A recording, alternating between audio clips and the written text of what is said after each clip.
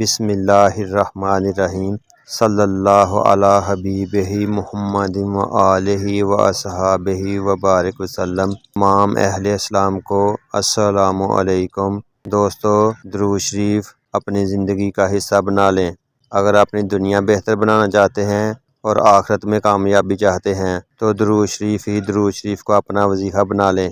آج میں آپ کو حضرت سیدنا ابو طلحہ رضی اللہ تعالیٰ عنہ کی روایت کے مطابق درود شریف کی برکت بتانے جا رہا ہوں۔ حضرت سیدنا ابو طلحہ رضی اللہ تعالیٰ عنہ نے فرمایا کہ میں ایک دن دربار نبوت میں حاضر ہوا تو میں نے اپنے آقا رحمت صلی اللہ علیہ وآلہ وسلم کو اتنا خوش اور حشاش بشاش دیکھا کہ میں نے ایسا کبھی نہیں دیکھا۔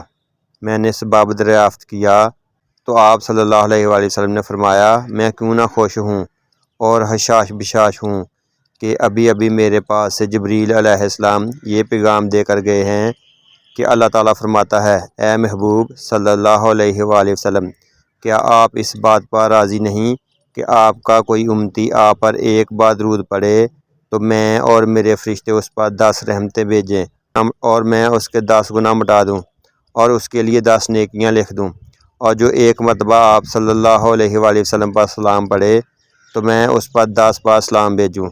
لہٰذا آپ اپنی امت کو اس بات کی خوشخبری سنا دیں اور ساتھ یہ بھی فرما دیں کہ اے امت، اب تمہاری مرضی، تم درود پاک کم پڑھو یا زیادہ۔ تو ہمیں اللہ تعالیٰ کی طرف سے جو خوشخبری ملی ہے اس کے مطابق ہمیں کثرت سے درود و سلام پڑھنا چاہیے۔